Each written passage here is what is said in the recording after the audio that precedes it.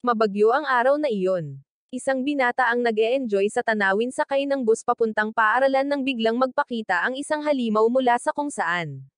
Kasing laki ito ng isang gusali, at sa isang kumpas lamang ng kamay nito, tuluyang nawasak ang lahat ng nasa paligid nito.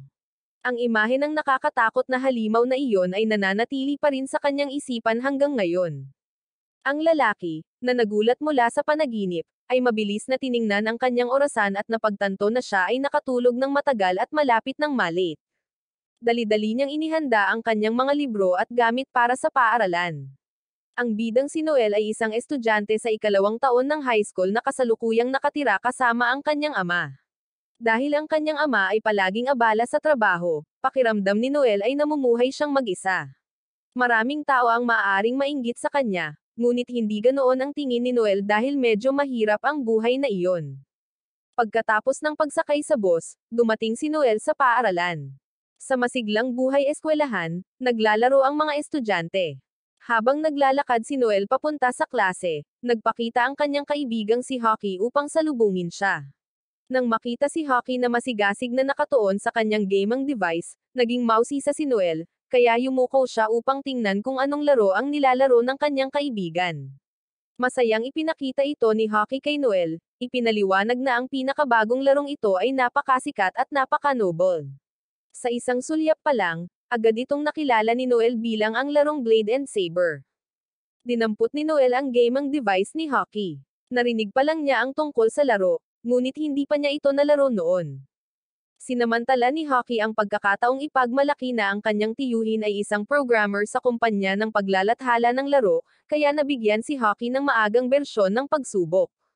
Nangangahulugan ito na kabilang sila sa iilang tao na maaaring maglaro ng larong ito bago ito ilabas. Kasabay nito, nagpakita ang isang babae na may asul na buhok, inagaw ang gaming device mula sa kamay ni Noel, ipinaalala sa dalawang lalaki na malapit nang magsimula ang klase ng homeroom teacher. Kung magpapatuloy sila sa pag-uusap ng ganito, tiyak na mahuhuli sila at mapaparusahan. Pamilyar na pamilyar si Noel sa personalidad ni Casey, kaya nagbigay na lang siya ng isang payak na tugon at umalis. Habang naglalakad, masayang naisip niya ang larong Blade and Saber. Hindi tumitingin sa kanyang dinadaanan, nabangga ni Noel ang isa pang babae. Tumangala siya upang humingi ng tawad at namula ng husto. Napakaganda niya, mahaba ang buhok at mapupulang mga mata na nagpakilig sa puso ni Noel. Hindi maaaring maging isang ordinaryong babae ang ganito kaganda. Kahit na nag-aaral pa lamang siya, may kasama siyang dalawang matangkad at maitim na bodyguard. Tuturuan na sana ng may pulang buhok na bodyguard si Noel nang makitang nakasalubong niya ang dalaga nang pigilan siya ng may asul na buhok. Mas mahinahon ang huli at bahagya lamang na binalaan si Noel. Sa sandaling iyon, tumunog ang sirena ng akademya, na nagbabala sa lahat tungkol sa isang paparating na antas 5 na sakuna. Umalangaw ang babala sa buong lungsod, na humihimok sa mga residente na lumikas agad. Ang langit, na kanina lang ay maaliwalas, ay naging madilim na ngayon. Isang kidlat ang tumama, at mula rito ay nagpakita ang isang napakalaking halimaw. Habang ang iba ay tumatakas sa takot, si Noel ay nasa sabik.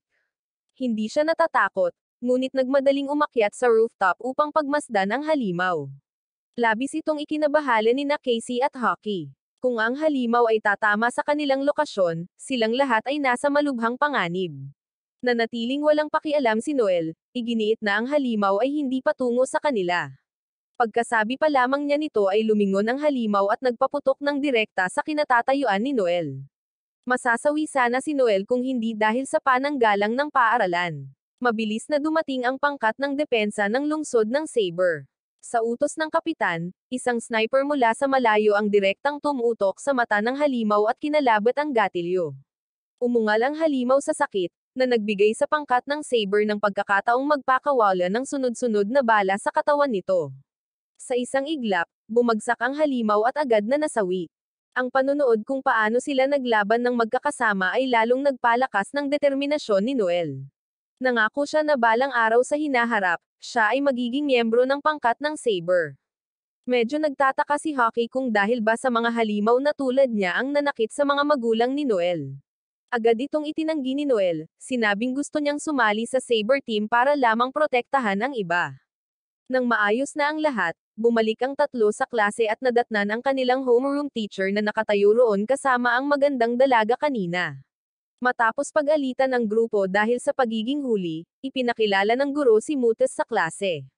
Simula ngayon, siya na ang magiging kaklase nila. Mapalad si Noel na nakaupo sa tabi mismo ng bagong diyosa ng paaralan. Dahil huli siya, pinarusahan si Noel at kinailangang tapusin ang kanyang takdang aralin bago siya makaalis. Hapon na nang matapos ito ni Noel. Habang paalis na siya kasama si Casey, nakakita siya ng dalawang magagandang pusa at masayang kinuhanan ang mga ito ng litrato para ipakita kay Noel. Samantala, napansin ni Noel na hindi pa umuuwi si Mutes. Kaya, lumapit siya para batiin ito. Nang makitang walang tugon mula sa kanya, naisip ni Noel na baka iniistorbo niya ang diyosa, kaya nahihiyang sinubukan niyang gumawa ng dahilan para umalis. Bigla siyang pinigilan ni Mutes, at niyaya itong makipag-date sa kanya.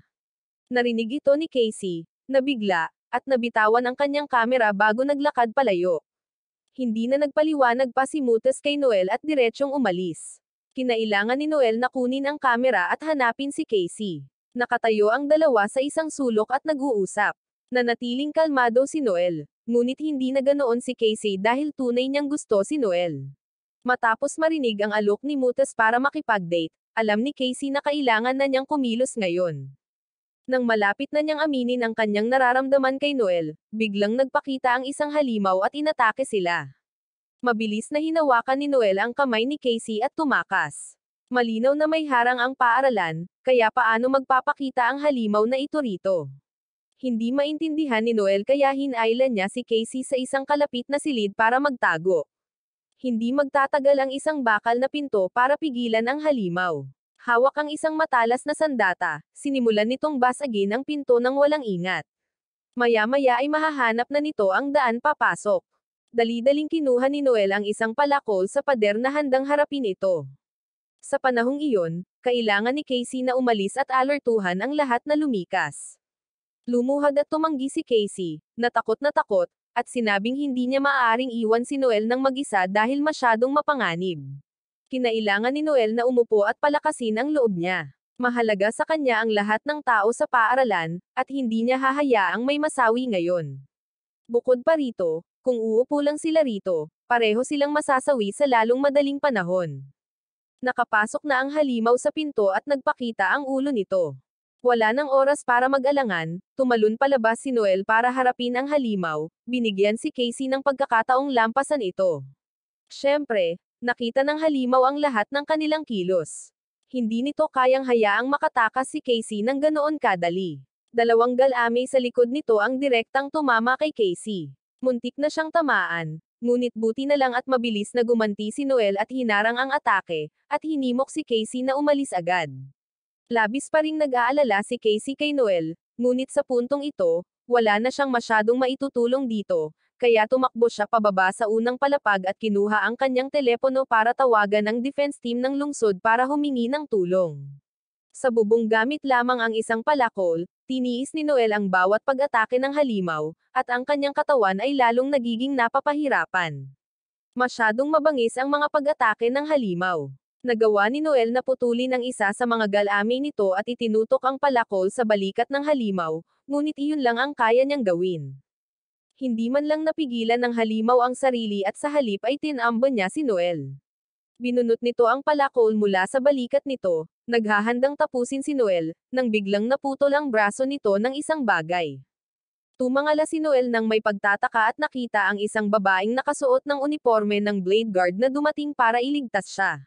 Mas nakahihigit siya kaysa sa halimaw na ito. Sa isang tama lang ng espada, nahati niya ang halimaw sa dalawa. Lumapit siya kay Noel at inalok ito ng healing potion, ngunit tumanggi si Noel dahil hindi naman ganoon kalala ang mga sugat nito. Sa sobrang pagtutok sa mga pinsalang dulot ng ingay, hindi na malaya ng babae na hindi pa nasawi ang halimaw. Kahit na nahati sa dalawa, sumugod ito sa kanya. Isang atake ang nagpatanggal sa kanyang helmet, na nagpakita ng kanyang tunay na mukha, na ikinagulat ni Noel nang makitang ito pala ay ang kanyang kaklase, si Mutes. Ang palihim na atake ng halimaw ay nagpawala ng kontrol sa labanan kay Mutes, at siya ay natusok sa tiyan at bumagsak. Sa pinakamatinding sandali na ito, muling tumaas ang tapang ni Noel. Walang pag-aalinlangan niyang kinuha ang espada ni Mutas at sumugod para tusukin ang katawan ng halimaw. Sa pagkakataong ito, tunay na itong nasawi. Ibinalik ni Noel ang healing potion na ibinigay ni Mutas sa kanya kanina. Napakabisa nito at pagkagamit ni Mutas, agad na gumaling ang sugat sa tiyan nito. Binawi ni Mutas ang kanyang sandata habang patuloy na pinupuri siya ni Noel, sinasabing napakaganda kung malalaman ng lahat na miyembro ng Blade Team si Mutas. Agad na itinutok ang espada ni Mutas sa mukha ni Noel. Pinagbantaan niya si Noel na dapat kalimutan ni Noel ang lahat ng nangyari ngayon. Kung may ibang makakaalam, masasawi si Noel. Mabilis na pumayag si Noel na natakot, ngunit ayon sa kahilingan ni Mutas, maaaring kailanganin din niyang kalimutan ang kanyang pag-amin. Nagsimulang maghinala si Noel kung tama ba ang desisyon niya. Sa totoo lang, hinangaan din niya si Mutas. Nang sandaling iyon, dumating ang bodyguard ni Mutas. Agad siyang nagmadali upang suriin ang bangkay ng halimaw. Nagpakita ito sa loob ng paaralan ng hindi nagpapakawala ng alarma, na kainahinala. Sa puntong ito, napansin ng bodyguard ang sugat sa tiyan ng kanyang binibini. Agad niyang hinawakan si Noel sa kwelyo, inakusahan ito, sinasabing kung saan man naroon si Noel, tila nasusugatan ang kanyang binibini. Hindi na tinulungan ni Mutas si Noel, diretso niya itong pinatumba at iniwan kay Kiko para harapin. Umalis siya pagkabalik ni Casey, na natakot nang makitang walang malay si Noel at tumakbo para tingnan ito. Pagkatapos, direktang binuhat pa uwi ni Kiko si Noel. Gabi na nang magising si Noel mula sa bangungot.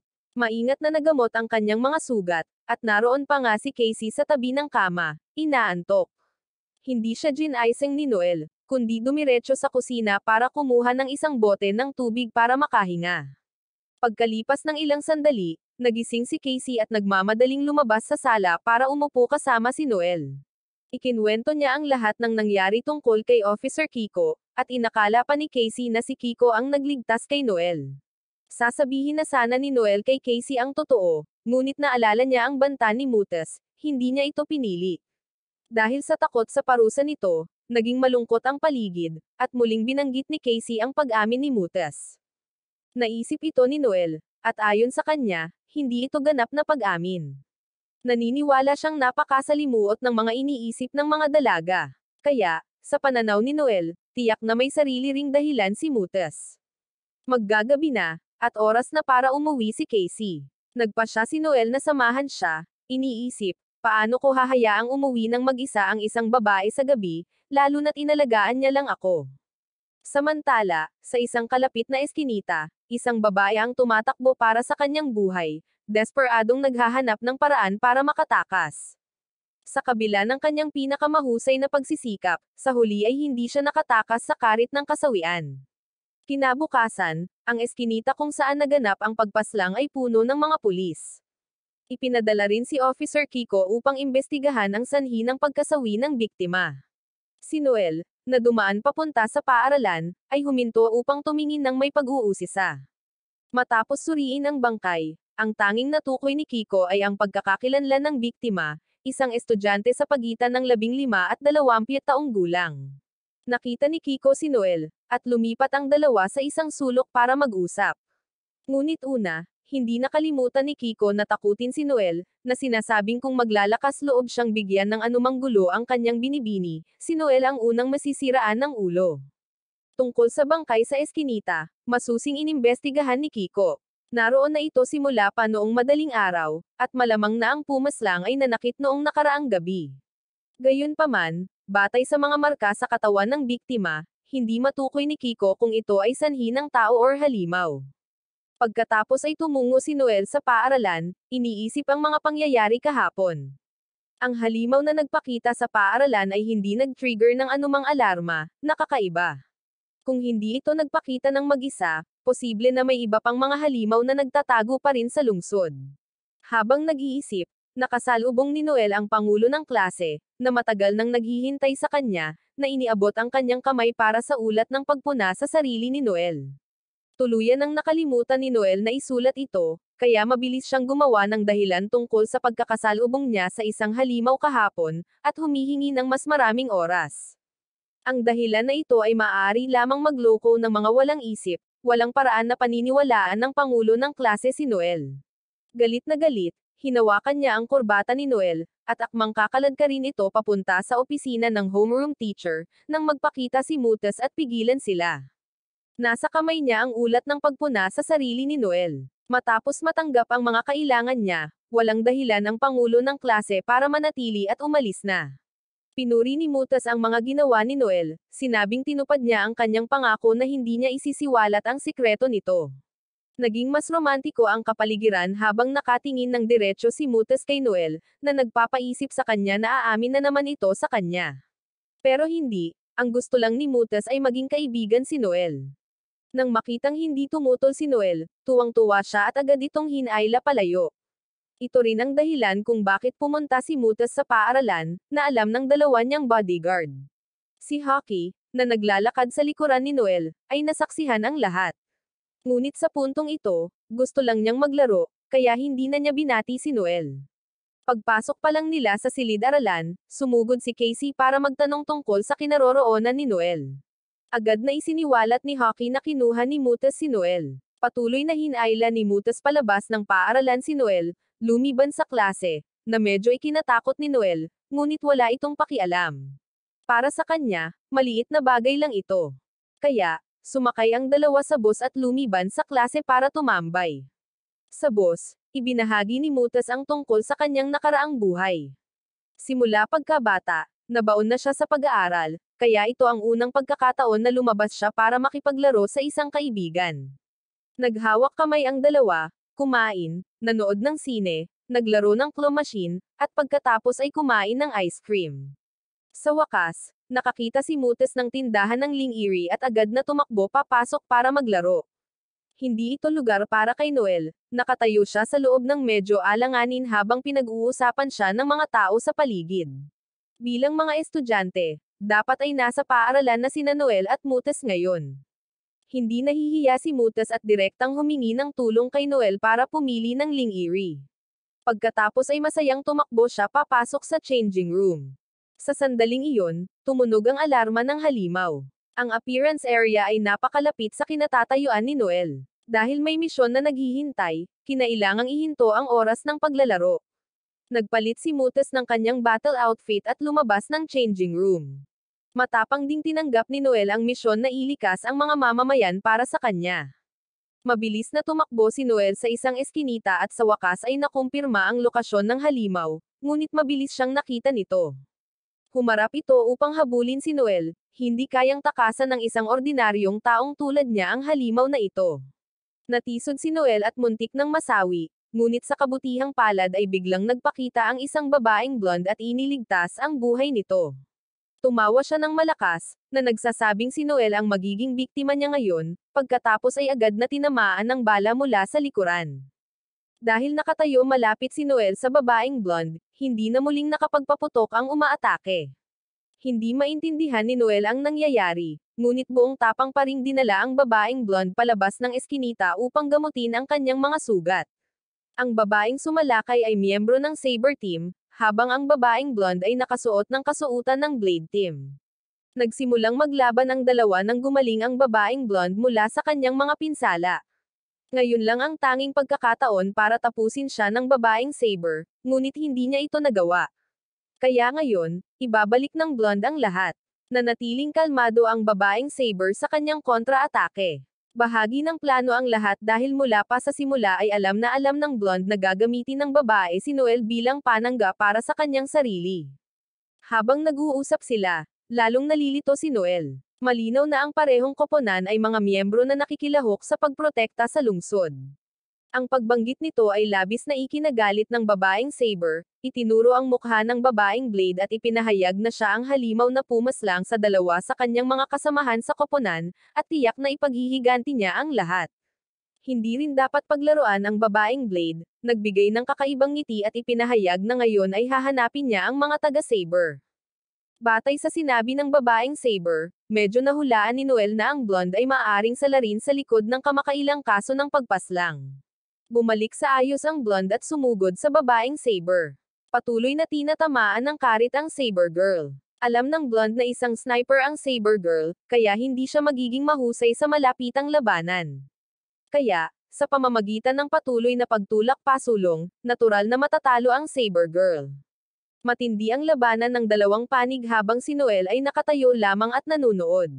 Pagkatapos ng ilang galaw pa, pareho nilang pinakawalan ang kanilang mga ultimate, diretsyong nagpaputok sa isa't isa. Ang nakakatakot na kapangyarihan ay agad na naging sanhi ng pagsabog ng buong lugar kasama nito, na lumikha ng isang malaking crater. Pagkatapos ng pag-ataking ito, ang babaeng Saber ang unang natamba habang ang blonde ay hindi man lang nasaktan. Buong pagmamalaki siyang humakbang pasulong upang ipagdiwang ang kanyang tagumpay. Pagkatapos ay sinimulan niyang kutsain ang Saber Girl, sinasabing ang nakaraang pag-atake ay hindi siya kayang tapusin. Gayunpaman, dahil sa kayabangan na ito, inilantad niya ang isang kahinaan.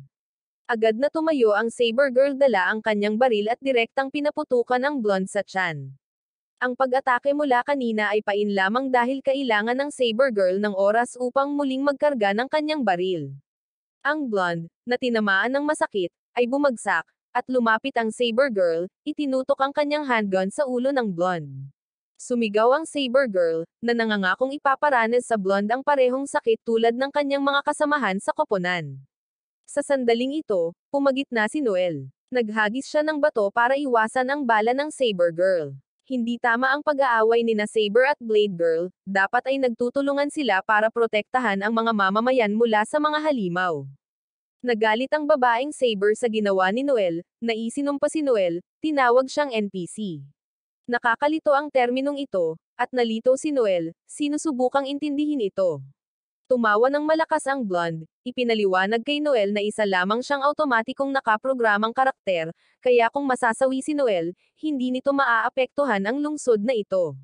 Pagkatapos ay sinugod niya si Noel gamit ang kanyang karit at pinigilan ito. Nang tatapusin na sana ng blonde si Noel, tila pinigilan siya ni Mutas.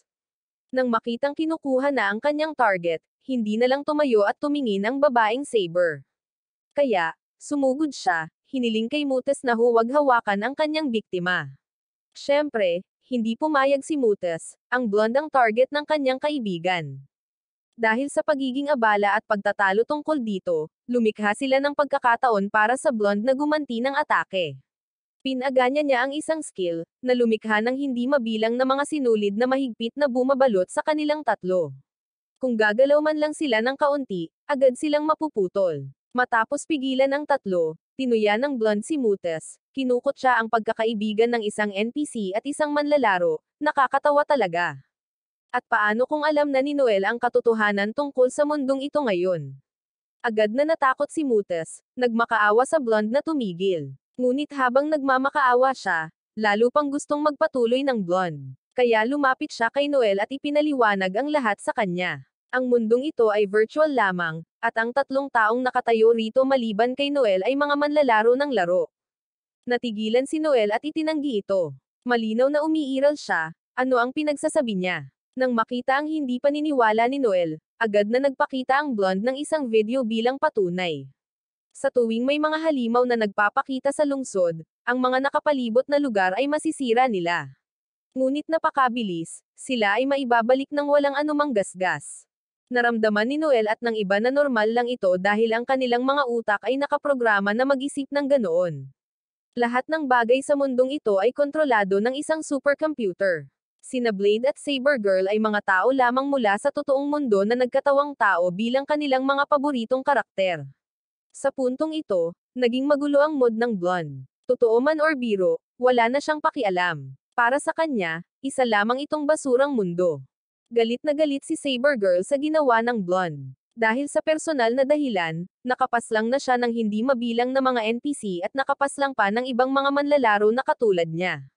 Sa sandaling iyon, nagpakita si Casey. May hawak siyang sandata at dumiretso sa blonde, determinadong hindi niya hahayaang saktan niya si Noel. Ngunit si Casey ay isang ordinaryong tao lamang, paano siya magkakaroon ng pagkakataon laban sa blonde, kaya't labis na natalo si Casey ng blonde. Napasigaw na lamang si Noel, nagmamakaawa na tumigil na siya. Siyempre, habang nagmamakaawa si Noel, lalo pang nagiging interesado ang blonde na pahirapan pa si Casey. Sapat na ang pagtitiis nito, hindi na kayang panoorin ni Noel na matalo si Casey, kaya sumabog siya gamit ang kanyang kapangyarihan, nakatakas mula sa kasanayan ng blonde at sumugod para atakihin siya. Nagulat ang buong grupo ng mga manlalaro. Pagkatapos ay itinabi ni Noel si Casey at kinuha ang sandata ng blonde, itinutok ito sa kanyang mukha, na nagsasabing doble ang sakit na ibabalik nito sa kanya, pero tuwang-tuwa ang blonde. Dahil hindi maintindihan, itinapon ni Noel ang sandata ng blonde. Bagamat nakaiwas ang blonde, maaari itong umatras at atakihin siya. Sa mga huling sandali niya, hindi pa rin matanggap ng blonde ang katotohanan ito. Para sa kanya, si Noel ay isang ordinaryong NPC lamang. Saan niya nakuha ang ganito kalaking kapangyarihan? Unti-unting naglaho ang kanyang katawan at naging kaysa ni Noel. Matapos makuha ang kapangyarihan ng blonde, gumawa si Noel ng isang kasuotang pandigma para sa kanyang sarili. Sa kanyang mga mata ngayon, nagpakita ang lahat ng impormasyon tungkol kay Mutas at sa babaeng Saber. Ngayon ay nakumpirma na ni Noel na totoo ang lahat ng sinabi ng blonde. Gustong-gusto ni Mutas na ipaliwanag kay Noel, ngunit nag-alangan siya, hindi alam ang sasabihin. Sa puntong ito, tumakbo ang babaeng Saber upang tingnan si Casey. Ito ay isang maliit na concussion lamang, hindi nagbabanta sa buhay. Binigyan ng Saber Girl si Casey ng healing potion, at pagkatapos ng kaunting pahinga, gagaling si Casey. Tumunog ang telepono, panahon na para mag-log out ang babaeng Saber. Bago umalis, ipinaalala niya sa lahat na ang nangyari ngayon ay isang sikreto na hindi dapat sabihin sa iba. Gayunpaman, mula sa bubong ng isang gusali sa tapat, dalawang misteryosong taong nakamaskara ang nanunood sa kanilang buong labanan. Ngumiti sila ng may tuwa, mula ngayon, magsisimula ng maging masigla ang lungsod na ito. Kinarga ni Noel si Casey pabalik kasama si Mutas na naglalakad sa likuran niya. Hindi komportable si Noel dahil dito, kaya itinaboy niya ito palayo. Para sa kanya, si Mutas ay isa na lamang mapanlinlang na traidor. Lahat ng sinabi nito sa kanya, ibinahagi sa kanya tungkol sa buhay nito, ay pawang peke, ginagamit lang niya ito. Narinig ito ni Mutas at naramdaman ang paninikip ng kanyang lalamunan. Maipapaliwanag lang niya kay Noel na totoo ang sinabi nito, at sa katunayan, ngayon din ang unang araw na lumabas siya para makipaglaro sa isang kaibigan. Hindi lang niya nakita si Noel bilang isang NPC. Nagngingit-ngit si Noel at nagpumilit na umalis habang sinusundan pa rin siya ni Mutas pauwi. Matapos makahanap ng angkop na lugar para mahiga si Casey, binuksan ni Noel ang pinto para papasukin si Mutas. Pagkatapos ay mausisan niyang tinanong si Mutas tungkol sa baluti na suot nito. Hindi niya maaaring isuot ang baluti na ito magpakailanman. Natawa si Mutas dito, at sinimulan niyang turuan si Noel. Mula nang talunin ni Noel ang blonde, nagbago ang datos sa katawan nito. Pero hindi alam ni Mutas kung ano talaga ang nangyari, alam niya lang na maaaring naging manlalaro na rin si Noel tulad niya. Itinoon ni Noel ang kanyang tingin kay Mutas. Kahit matagal na siyang manlalaro, nasa level 1 pa rin siya, isang baguhan tulad niya. Hindi ito kinilala ni Mutas. Ang katotohanang hindi siya marunong mag-grind levels ay hindi nangangahulugang baguhan siya tulad ni Noel. Mabuti na lang at mas naiintindihan niya ang larong ito kaysa sa kanya. Pagkatapos ay sinimulang ipakita ni Mutas kay Noel ng paunti-unti kung paano alisin ang baluti na ito. Sa isang pindot lang, tuluyang nawala ang baluti, naiwan si Noel na walang damit sa harap ni Mutas, na ikinahiya niya. Sinampal niya si Noel sa mukha, pinagalitan ito dahil sa pagiging walang modo. Maya-maya, kumalma ang dalawa. Maingat na ginamo ni Mutas ang mga sugat ni Noel, at humingi ng tawad si Noel sa kanya para sa masasakit na salita nito kanina. Kapag binigyan ng pagkakataon, palaging sumusulong ang mga babae. Umupo si Mutas, pinagkrus ang kanyang mga binti, at pinagalitan si Noel. Sa katunayan, napakasakit ng mga salita ni Noel kanina. Kung hindi siya nanatiling kalmado, masasawi na sana si Noel doon. Pero hindi iyon ginawa ni Mutas dahil si Noel ang una niyang kaibigan sa totoong mundo. 10 taon na ang nakalilipas, naaksidente si Mutas.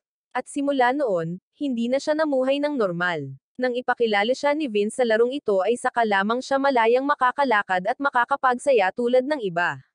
Sa laro, kailangang kompletuhin ng mga manlalaro ang iba't ibang misyon, at isa sa mga misyong iyon ay ang umamin kay Noel. Ang isa pang misyon ay ang puksain ang halimaw sa paaralan, ngunit hindi natapos ni Mutas ang alinman sa mga misyon, kaya naman nasa level 1 pa rin siya ng ganito. Nang marinig ito, biglang naalala ni Noel ang isang isyu na kailangang tugunan. Inakay niya si Mutas sa kanyang silid at hiniling dito na tumulong sa pagpapalit ng damit para kay Casey. Bilang isang alpha male, hindi niya iyon magagawa. Bagamat hindi ito nagustuhan ni Mutas, bilang isang bagong kaibigan, hindi siya maaaring tumanggi. Pagkaraan ng ilang sandali, natapos na ni Mutas ang kanyang responsibilidad. Minsan niyang nilaibot ang tingin sa kwarto ni Noel, at nang tingnan niya ang litrato ni Noel at ng kanyang ina, may biglang sumagi sa kanyang isipan, ngunit hindi niya matandaan kung ano iyon.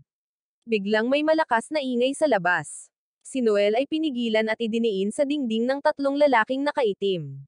Naniniwala silang si Noel ang sanhi ng nasirang data ng system, kaya't agad silang pumunta upang ayusin ito. Bigla, natuklasan ng isa sa grupo ang pulse areas ni Noel, ito ay pulse areas ng isang manlalaro. Nagmamadaling lumabas si Mutas mula sa silid upang magpaliwanag sa kanila, tila hindi ito pagkakaunawaan. Sa harap ng dalawa, nagpakilala sila. Sila ang Nightwolf, na responsable sa pagsubaybay at pag-aayos ng mga bug para sa larong ito. Sa pagkakataong ito, pumunta sila upang kumpirmahin kung si Noel ang sanhi ng error sa system. Habang nagpapaliwanag si Mutas sa kanila, tumawag si Vince upang ipaalam sa kanya na bumalik na ang matandang amo. Kaya, kinailangan agad ni Mutas na i-disconnecta ang koneksyon, kahit ayaw niya talaga. Pagkaalis ni Mutas, sinimulang tingnan ng tatlong lalaki si Noel. Biglang may gamulong na bola mula sa kung saan sa ilalim ng kanilang mga paa. Isa itong smoke bomb, at sumabog ito. Mula sa likuran, isang babaeng nakamaskara ang sumugod, sinunggaban si Noel, at tumakbo palayo. Ang tatlong miyembro ng Nightwolf ay hinarang ng isang matangkad na tao. Nang magkamalay si Noel, isang monghe ang nagpakita sa harap niya, na nag-iwan kay Noel na nalilito, hindi maintindihan kung ano ang nangyayari. Naroon din ang babaeng dumukot kay Noel. Nagpakilala siya bilang si Oscuro, or ang Black Crow, at ang monghe na nakaupo sa harap ni Noel ay ang Zen Master. Ang lugar kung saan nakaupo si Noel ay ang Zen Temple ng Master, isang nasasalat na lugar kung saan nakikita ni Noel ang lahat. Hindi lubos na naintindihan ni Noel at inakala niyang may ibinibigay sa kanya ang monghe na isang uri ng palaisipan. Nang makita ang pagkalito ni Noel, malumanay siyang pinaalalahanan ng monghe na huwag mag-alala dahil sila ay mga kakampi. Sa bahay ni Noel, ang lalaking nagngangalang Oscar ay nahihirapang labanan ang tatlong ahente ng Nightwolf. Natamba niya ang dalawa sa kanila, ngunit sila ay mga kopya lamang ng Nightwolf. Ang tunay na isa ay higit pa sa kanyang antas ng kasanayan. Hindi siya mahawakan ni Oscar, kahit na ginagamit ang flamethrower sa kanyang kamay upang umatake. Ang matinding komprontasyon sa pagitan ng dalawa ay nagdulot ng malakas na ingay na nagpagising kay Casey. Pagkatapos ng ilang galaw pa, natalo ng Nightwolf si Oscar. Hanggang doon na lamang ang kanyang kakayahan, kaya hindi na siya inabala ng Nightwolf na pigilan pa, direktang inihagis siya sa ere at pinakawalan ang isang hampas ng palad para tapusin siya. Nasaksihan ni Casey ang buong eksenang ito at napasigaw sa takot sa asasin na ito. Nang makita ito, ngumiti ang Nightwolf ng masama at lumapit kay Casey. Karaniwan, agad niyang tatapusin si Casey. Gayunpaman, sa pagkakataong ito, bibigyan niya ng pagkakataon si Casey. Mula sa kanyang bulsa, kumuha siya ng kakaibang itlog na nagbunga ng isang gumagapang na nilalang, na ikinatakot ni Casey. Hindi niya ito napigilan, at sinakal niya ito, napilitan siyang lunukan ng kakaibang nilalang. Pagkatapos, hinimatay si Casey, at mabilis na nilinis ng Nightwolf ang kalat sa bahay ni Noel. Samantala, nagpapaliwanag pa ang monghe kay Noel. Isa rin siyang dating NPC tulad ni Noel. Ang kanyang misyon sa mundong ito ay ang magbukas ng mga kasanayan para sa mga manlalaro tulad ng isang NPC na gumagabay sa mga bagong dating. Alam ng monghe na maraming tanong si Noel, kaya hinayaan niya si Noel na linawin ang kanyang pagdududa. Ang nakababahalang isyong ito ay nasa isip ni Noel. Kung sila ay mga NPC lamang, ano ang layunin ng kanilang pag-iral? Ngumiti ang monghe at nagpaliwanag kay Noel. Sila nga ay mga NPC na nilikha ng super server. Gayunpaman, hindi ibig sabihin nito na wala silang buhay, ito ang kanilang realidad. Binigyan sila ng buhay at kalayaan. Maraming NPC ang nilikha para sa layuning ito, kaya naman para sa mga monghe sa mundong ito, ang pagkakaroon ng mga NPC ay lubhang kailangan. Mula sa kanyang kamay, kumuha siya ng isang ginintoang globo at ipinaalala kay Noel na siya ang susi sa pagbabago ng mundong ito. Handa na ang huling gamit, at narito ang monghe upang tulungan si Noel na iligtas ang mundong ito. Nangyari ang lahat ng biglaan kaya't likas na hindi alam ni Noel kung paano tutugon. Hindi minadali ng monghe si Noel, bagkus ay ibinigay niya sa kanya ang kumikinang na hiyas. Lumipad ito papunta sa katawan ni Noel, at agad niyang naramdaman ang pag-agos ng enerhiya sa kanyang katawan. Bibigyan ng monghe si Noel ng mas maraming oras para mag-isip, pagkatapos ay magbibigkas ng isang spell para pabalikin siya. Bago umalis, pinaalalahanan niya si Noel na mag-ingat sa mga ahente ng Nightwolf. Hindi nila hahayaang magkaroon ng isang pagkakamali tulad ni Noel. Sa totoong mundo, itinutulak si Mutas papunta sa kainan ni Vince. Habang naglalakad siya, nag-aalala siya kung ayos lang ba si Noel. Nang makita ito, inalo ni Vince ang dalaga, sinasabing hanggat iniisip pa rin ng Nightwolf na isang manlalaro si Noel, magiging maayos din siya. Habang kumakain kasama ang kanyang tiyuhin, tinanong siya ni Mutas tungkol sa isang piraso ng alaala na naalala niya tungkol sa isang ina at anak at sa kanilang ama na nagngangalang Gorian.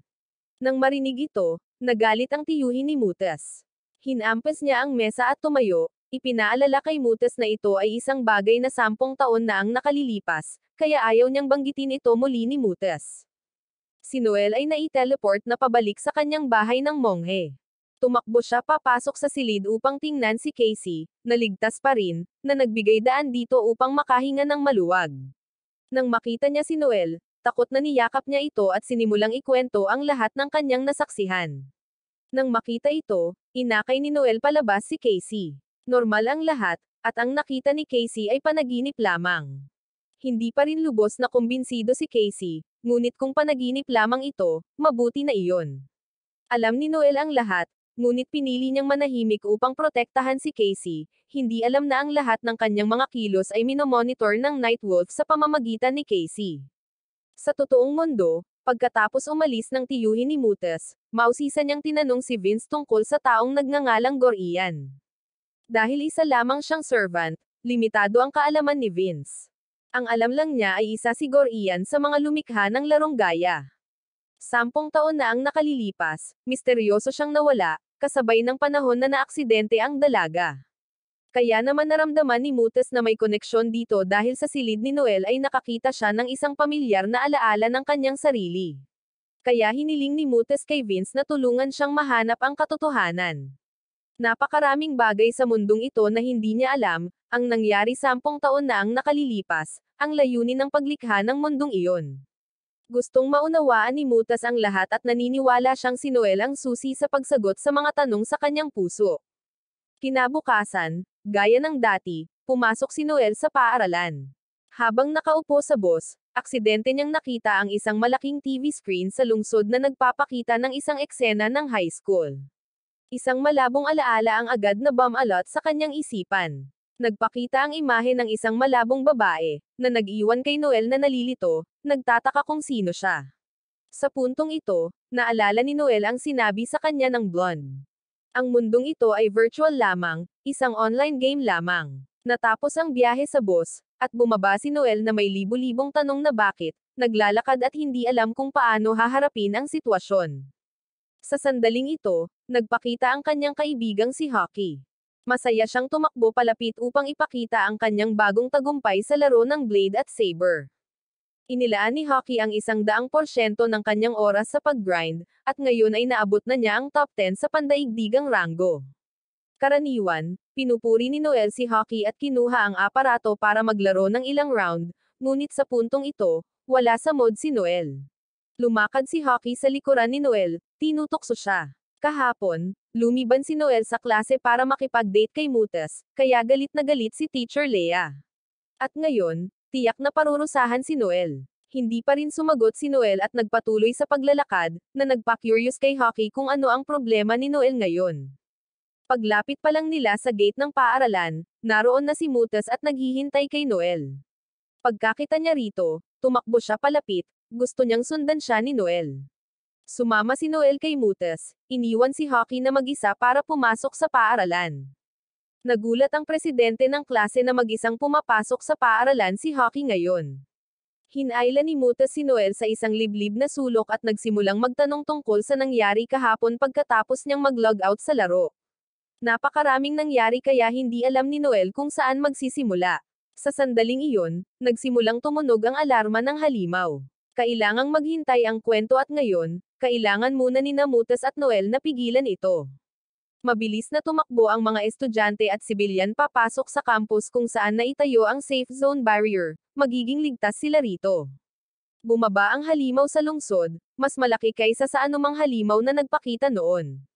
Paglapag pa lang nito, nagpaputok ito ng 2 bowl ang apoy patungo sa paaralan. Mabuti na lang at pinrotektahan ng harang ang mga estudyante, ngunit dahil dito, hindi sila natakot, nakatayo lang at pinapanood ang halimaw mula sa loob. Ikinagalit ito ni Teacher Leah, kaya hinabol niya ang lahat pabalik sa klase. Dumating na sina Noel at Mutas sa pinangyarihan. Inactivate ni Noel ang kanyang device at tiningnan. Hindi sapat ang mga level nila ni Mutas para labanan ang halimaw na ito. Natukoy nito sina Noel at Mutas at naglunsad ng pag-atake sa kanila. Sa sandaling iyon, nagpakita si Kiko para iligtas sila. Mabilis niyang sinugod ang halimaw ng may kabangisan, pagkatapos ay hinimok ang dalaga na umalis agad. Nag-aalala pa rin si Mutas. Paano lalabanan ni Kiko ang halimaw na ito ng mag-isa? Nang marinig ito, itinaas lang ni Kiko ang kanyang mukha at ngumiti ng may kumpiyansa. Bilang bodyguard ng dalaga, paano siya magugulo ng halimaw na ito? Matindi ang labanan sa pagitan niya at ng halimaw. Mula sa loob ng paaralan, nahulaan ni Casey na maaaring naroon si Noel, kaya lumingon siya, gustong tumakbo at hanapin ito. Pagkatapos ng isang mabangis na pag-atake sa halimaw, nagliyab ang baluti ni Kiko. Palukso-lukso siyang tumalon, hindi alam kung paano aapulahin ang apoy hanggang sa magpakita si Vince at gumamit ng freezing skill para iligtas ang buhay ni Kiko. Sakto naman, tumakbo rin si Casey papunta sa gate ng paaralan at nakita si Noel. Sumigaw siya ng may takot, binalaan si Noel habang palihim na inaatake ng halimaw ang grupo. Isang malakas na atake ang naging dahilan ng agarang pagkawasak ng harang sa paligid ng paaralan. Ang notipikasyong ito ay direktang ipinadala sa Nightwolf. Karaniwan, agad niyang aayusin ang harang. Ngunit sa pagkakataong ito, gusto muna niyang makita ang mga kakayahan ni Noel. Isinuot ni Mutas ang kanyang baluting panglaban. Hindi na niya kayang tumayo na lang at gusto na niyang makipaglaban kasama sina Kiko at Vince. Hindi sila pinansin ng halimaw at dumiretso sa paaralan. Nakipaglaban silang tatlo sa halimaw habang si Casey ay takot na takot at hinimok si Noel na maghanap ng ligtas na lugar na mapagtataguan, pero agad na tumanggi si Noel. Sa kanila ang mundong ito, at kailangan nilang kumilos upang protektahan ito. Wala nang itinago si Noel kay Casey. Isinuot niya ang kasuotan panglaban ng manlalaro. Si Kiko, hawak ang kanyang palakol, ay sumugod at hinampas ang mukha ng halimaw. Dahil nasa ere, hindi niya naiwasan ang kakayahan nitong umungal at bumagsak, ngunit sumugod si Noel upang maabutan siya sa tamang oras. Ang naunang pag-atake ni Kiko ang naging dahilan upang makapasok ang halimaw sa Phase 2. Naglabas ito ng spell at nagsimulang gumawa ng mababanggos na haligi ng apoy. Gusto ni Noel na sumugod para umatake, ngunit pinigilan siya ni Vince. Ayon sa kanya, tila hindi sila ang tina-target ng halimaw na ito. Agad na tumanggi si Noel, marahil para kay Vince, ang mga tao sa mundong ito ay mga NPC lamang, ngunit para sa kanya, silang lahat ay mahahalagang taong kailangan niyang protektahan. Habang sumusugod si Noel, hinabol siya ni Mutas. Dahil wala nang pagpipilian, kinailangan ni Vince at Kiko na protektahan ang dalaga. Ngunit nang sandaling iyon, isang haligi ng apoy ang nagpakita, na humaharang sa kanilang landas. Sumugod si Noel upang harapin ang halimaw, nais niyang bunutin ang kanyang sandata. Ngunit sa kritikal na sandaling iyon, hindi gumana ang sistema ng ingay. Dahil walang sandata, siya ay naging madali lamang na biktima ng halimaw. Sumugod si Mutas gamit ang kanyang espada upang harangan ang atake ng halimaw. Ngunit dahil sa pagkakaiba ng antas, siya ay na-overpower. Nabasag ang espada ni Mutas nang marating ng atake ng halimaw si Noel. Nang matamaan ito, agad na nawalan ng malay si Noel. Nag-aalalang tumakbo si Mutas upang tulungan si Noel na makatayo. Patuloy na umatake ang halimaw, at sa napakalapit na distansya, hindi rin nakaiwas si Mutas. Mabuti na lang at sumugod si Kiko upang tanggapin ang atakeng ito para sa dalaga. Agad niyang sinabihan si Mutas na ilayo si Noel sa lugar na ito. Pero kahit gaano pa siya kalakas na yuyujin ni Mutas, hindi pa rin nagigising si Noel. Sa sandaling ito, isang putok ng baril ang umalangaw-ngaw. Tiningnan ni Mutas ang direksyon ng bala at agad na nakilala na si Hako ito mula sa Saber Defense Team. Sa pagkakataong ito, dumating si Hako kasama ang kanyang kapitan. Labis din ang pag-aalala ni Casey at gustong pumunta kay Noel, ngunit ang lokasyon ni Noel ay napakalapit sa halimaw. Kaya't inatasan ni Vince si Kiko ng isang misyon. Una, kailangan nilang alisin si Casey, na walang kakayahan, sa lugar na ito. Bagamat hindi niya ito nagustuhan, kinailangan ni Kiko na sundin ang mga utos ni Vince. Sa panig ni Hako, gusto rin niyang sumali sa labanan, ngunit pansamantalang ayaw makialam ng kanyang kapitan sa bagay na ito. Ang halimaw ay tinatawag na Burst Witch, isang halimaw na hindi madaling harapin. Bukod dito, ang grupong nagpasimula ng labanan dito ay ang Noel Group. Kaya kahit na makialam sila ngayon, hindi magiging malaki ang mga experience point, sayang lang ang pagsisikap. Masyadong mataas ang level ng halimaw na ito, at masyadong mahina ang grupo ni Mutas. Nawalan ng interes ang kapitan ng Saber. Mga utos ito, kaya kinailangan ni Hako na sumunod. Hanggang dito na lang ang matutulungan niya kay Noel at ang iba ay nakasalalay ng buo sa kanyang mga kakayahan. Hindi pa rin nagigising si Noel. Habang mabilis na umaatake ang halimaw, may hangganan ang mga kakayahan ni Vince. Hindi na niya kayang tiisin pa.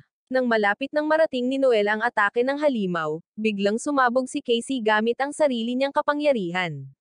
Ikinagulat nito ang Nightwolf, na nakamasid mula sa malayo, hindi ito dapat mangyari. Wala siyang natanggap na impormasyon tungkol sa kakayahang ito ni Casey. Bagamat walang malay, ang paningin ay nasa ibang lugar. Nakatayo siya mula sa itaas, pinagmamasdan ang lahat, kasama na kung paano nilalampasan ng halimaw ang matigas na si Casey at direktang tinutukan ang lugar kung saan nakatitig ang kanyang mga kaklase. Paano nito nagawang targetin si Noel? Nabaliw si Casey at hindi mapapatawad ang halimaw na ito. Itinalaga ni Mutas ang gawain ng pagprotekta sa mga estudyante kay Vince. Habang patuloy niyang sinusubukang gisingin si Noel ang sumumpa na paprotektahan ang mundong ito. Hindi pa tapos ang laban, paano madaling matamba si Noel ng ganito? Kumuha siya ng healing potion at ibinigay lahat kay Noel. Dahil doon, sa wakas ay nagising si Noel, ngunit tila ibang-iba ang dating nito. Nang magising si Noel, nakahinga ng maluwag si Casey at natamba. Nakita ng Nightwolf ang lahat. Noong una, akala niya ay isa lamang itong nakakabagot na mundo, ngunit ngayon ay tila mas naging kawili-wili ito. Nagsimulang umalangaw-ngaw ang napakalaking kapangyarihan sa katawan ni Noel. Kanina, nahihirapan siyang bumunot ng kanyang sandata, ngunit ngayon ay iba na. Binunot ni Noel ang kanyang karit. Agad na natanggap ng Zen Master ang impormasyon at itinoon ang lahat ng kanyang enerhiya upang magbigay ng higit na kapangyarihan kay Noel. Ngunit dahil sa aksyon na ito, natukoy ng Nightwolf ang lokasyon ng pagtatago ng Master. Gamit ang kanyang bagong kapangyarihan, inatake ni Noel ang halimaw nang walang pakialam sa kanyang paligid. Nasa kay Vince ang pagprotekta sa lahat ng nasa paaralan, pagkatapos ng ilang palitan, pinakawalan ni Noel ang kanyang kasanayan.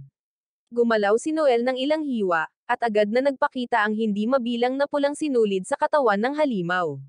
Agad na nakilala ni Mutas ito bilang ang Blonde Skill. Natutunan ito ni Noel matapos makuha ang lahat ng kanyang impormasyon sa datos. Ang kasanayang ito ay masyadong malakas at agad na pinaslang ni Noel ang halimaw. Nasaksihan ang lahat, naunawaan na ngayon ni Mutas. Tiyak na hindi isang ordinaryong NPC si Noel. Lumapag si Noel sa harap ni Mutas, tinawag niya ito, ngunit kahit papaano ay sumugod si Noel upang atakihin siya at tila nawalan na ito ng kontrol. Sa sandaling iyon, nagpakita ang babaeng si Oscuro na nasa tabi ng Zen Master. Diretso niyang inatake si Noel, na nagpabalik sa kanya sa katinoan. Ngunit kapalit nito, tinamaan din siya ni Noel. Natanggal ang kanyang maskara, na nagbunyag ng kanyang pagkakakilanlan at ito pala ang presidente ng klase. Natauhan si Noel, nalilito sa nangyari. Kaya kinailangan ni Mutas at ng presidente ng klase na ipaliwanag muli ang lahat sa kanya. Sa pagkakataong ito, dumating ang presidente ng klase para tulungan si Noel sa utos ng Zen Master. Natapos na niya ang kanyang misyon, kaya wala na siyang dahilan para magtagal pa. Samantala, sa tagwa ng Zen Master, natagpuan ng Nightwolf ang kanyang lokasyon. Bagamat may isa pang lalaking nagngangalang Oscar na nagpoprotekta sa kanya, wala siyang pagkakataon laban sa tulisang ito. Gaano man karaming bala ang pinaputok ni Oscar, lahat ng ito ay naharang ng Nightwolf. Dahil sa sobrang galing, di nagtagal pagkatapos, kinaladkad ng Nightwolf si Oscar papunta sa tagwan ng Zen Master. Matagal na niyang hinahanap ang Zen Master. Hindi ka panipaniwala na ibinahagi ng Master ang kanyang lokasyon sa kanya ng ganito. Pinaga niya ng Nightwolf ang kanyang kapangyarihan, napilitan ang Zen Master na ibunyag ang kanyang tunay na anyo. Nagsimulang lumaki ang katawan ng Master, hindi na isang bata. Sa pamamagitan lamang ng pagkakita nito, nahulaan ng Nightwolf na upang matulungan si Noel, naubos na ng Master ang lahat ng kanyang kapangyarihan. Hindi magiging masaya ang pakikipaglaban sa kanya sa ganitong estado. Kaya dumiretso ang Nightwolf sa pangunahing isyu, napilitan ang Zen Master na ibunyag ang mga lokasyon ng ibang askuro. Samantala, si Noel ay nasa isang kotse kasama sina Kiko at Mutas. Habang nasa kotse, sinabi ni Kiko kay Noel ang ilang mga interesanteng bagay. 10 taon na ang nakalilipas, ang korporasyon ng pamilya ni Mutas ay lumikha ng isang laro para sa lalaking ito. At ngayon sa totoong mundo, isang malaking press conference ang gaganapin. Ipinaliwanag din ni Mutas ang ilang mga isyu kay Noel. Ang Gaia ay isang artificial intelligence na nilikha ng kanyang tiyuhin upang kontrolin ang mundo ng laro na ito bilang isang supercomputer. Lahat ng umiiral sa mundong ito ay nasa ilalim ng kontrol nito. Pagkalipas ng ilang sandali, nakarating sila sa lugar ng trabaho ni Vince. Hindi na siya nag-aksaya ng oras at dumiretso sa pangunahing punto. Sa pagkakataong ito, dinala nila rito si Noel dahil may ilang isyu silang kailangan kumpirmahin sa kanya. Bilang kapalit, nangako si Vince na sasabihin niya kay Noel ang buong katotohanan. Pagbalik sa Zen Master, sinusubukan niyang kumbansihin ang Nightwolf. Kung sasama lang sana siya sa Master, magtutulungan sila para mahanap ang tunay na kalayaan. Nang marinig ito, humagalpak ng tawa ang Nightwolf. Sawang-sawa na siya sa mga walang katuturang imbitasyon. Ang mundong ito ay nilikha ng Gaia supercomputer. Kung wala ang Gaia, hindi siya mabubuhay ngayon. Kaya naman magkakaroon siya ng malaking problema kapag ang mga taong tulad ng Zen Master ay tumayo laban sa Gaia. Ang pagsira sa Gaia ay nangangahulugan ng pagsira sa mundong ito, iyon lamang ay sapat na dahilan para puksain ng Nightwolf ang Zen Master. Alam ng Nightwolf na malaki ang pakialam ng Zen Master kay Noel, kaya ipinaalala niya rito na huwag mag-alala. Bilang isang supervisor, hindi niya hahayaang magtagal ang isang pagkakamaling tulad ni Noel. Sa puntong ito, sinimulan ni Vince ang kanyang trabaho. Una, tiningnan niya ang mga personal na record ni Noel. Nasawi ang ina ni Noel sa isang aksidente 6 na taon na ang nakalilipas, at pagkatapos nito ay nagpatuloy si Noel sa paninirahan kasama ang kanyang ama. Dahil madalas na abala ang kanyang ama sa trabaho, madalas na lumalabas si Noel upang makipaglaro sa kanyang dalawang kaibigan, sina Hockey at Casey. Nang marinig ito, hindi na nakatiis si Noel. Lumapit siya at inihagis ang mga dokumento mula sa mga kamay ni Vince, pinagalitan siya na kahit isa lamang siyang NPC, kailangan pa ring igalang ang kanyang privacy. Agad na tumayo si Mutas at nagpaliwanag kay Noel. Kinakailangan ang pag-iimbestiga sa personal na buhay ni Noel dahil naniniwala siyang may palatandaan dito, isang bagay na konektado sa mundong ito. Kaya umaasa siyang makikipagtulungan si Noel at tutulungan sila. Pagkatapos, ipinakita ni Vince ang isang larawan ni Noel kasama ang kanyang ina, at ang tanong ni Vince ay, sino ang kumuha ng larawang ito? Naisip ni Noel na katawa-tawa ang tanong ni Vince, sino pa ba kundi ang kanyang ama? Ngunit nang tanungin ni Vince ang pangalan ng kanyang ama, si Noel, kahit anong pilit niyang tandaan, ay wala siyang maalala. Pagkatapos ay agad na nahimatay si Noel pagkatapos. Sa panig ng Zen Master, nang pagbantaan ng Nightwolf ang buhay ni Noel, hindi na nakapagpigil ang Zen Master at inatake siya. Kahit na naipit siya sa pader, hindi siya sumuko dahil si Noel ang huling kagamitan ng pag-asa sa mundong ito. Kahit na kailangan niyang masawi, isusugal niya ang kanyang buhay para protektahan ito. Pagkatapos ng ilang atake pa, Natalo ng Nightwolf ang Zen Master. Maya-maya, nagising si Noel. Kahit na hindi niya ito nagustuhan, kinailangan pa ni Vince na ipaalala kay Noel na inimbestigahan na niya ang lahat ng impormasyon tungkol kay Noel at walang impormasyon tungkol sa amang binanggit niya. Posibleng may mga data na binago. Dinalhan ni Mutas ng tsaa si Noel at binanggit ang pangalang Garion para malaman kung naaalala ni Noel kung sino siya. Nang marinig niya ito, bumalik ang sakit ng ulo ni Noel. Nang makitang tila hindi siya kilala ni Noel, ipinaliwanag itong muli ni Mutas kay Noel. Ang taong ito ay isang project engineer sa laro at nang tingnan niya ang larawan sa kwarto ni Noel, agad na nagpakita ang pangalang ito sa kanyang isipan. Kaya naman naniniwala si Mutas na may koneksyon dito. Palola ng palola ang mga bagay-bagay. Ayon kay Vince, si Noel ay isang pagkakamali sa larong ito. Ang kapangyarihan niyang iyon ay hindi maaaring magmula sa isang NPC. Kaya, magiging lubhang mapanganib kung hahanapin siya ng Nightwolf. Sa puntong ito, tinanong ni Vince si Noel kung may kilala ba siyang ibang NPC na katulad niya. Kaya, ikinwento ni Noel sa lahat ang tungkol sa Zen Master.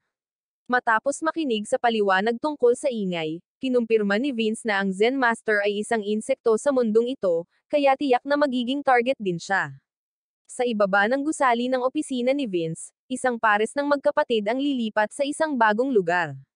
Si Rincha, ang kapatid na babae, ay labis na nainip at ayaw niyang ilipat ang mga bagay buong araw, kaya kinailangan siyang hikayatin ng kanyang kapatid na ito na ang huling paglalakbay. Kaunting pagsisikap pa lamang at magiging maayos na ang lahat. Pagbalik kay Noel, pinaalalahanan siya ni Vince na alisin ang kanyang damit panlaban. Ang pagsusuot nito sa kalye ay makakaakit lamang ng mas maraming atensyon. Kinailangan pang gabayan ni Mutas si Noel muli. Sa pagkakataong ito, hindi nahuli si Noel na walang damit. Pagkatapos, kinailangang dumalo ng grupo ni Mutas sa press conference sa totoong mundo. Kinailangan nilang mag-log off agad, ngunit bago umalis, pinaalalahanan nila si Noel na maging maingat sa mga bagay sa labas. Siya ang pangunahing target ng Nightwolf. Bumaba si Noel mula sa gusali, na nakasuot ng sibilyan, at nakita siya ng kapatid ni Rincha. Naglakad siya hanggang gabi bago tuluyang nakauwi. Pagbukas niya ng ilaw, nagpakita ang presidente ng klase na si Chinya, na ikinagulat niya. Sa pagkakataong ito, pumunta siya upang protektahan ang buhay ni Noel. Hindi maintindihan ni Noel ang ibig niyang sabihin. Matapos masuri kung ligtas ang paligid, umupo si Chinya at ipinaliwanag ang sitwasyon kay Noel. Nabihag na ang Zen Master at tiyak na ang pangunahing target ng Nightwolf ay si Noel. Karaniwan, dadalhin niya si Noel sa paaralan upang magtago, ngunit nawala na ang pananggalang na harang sa paaralan, at ang tanging taong maaaring magpalit ng harang ng paaralan kung gugustuhin ay ang Nightwolf. Nakita si Noel na labis na nag-aalala, umupo si Chinya upang palakasin ang loob nito.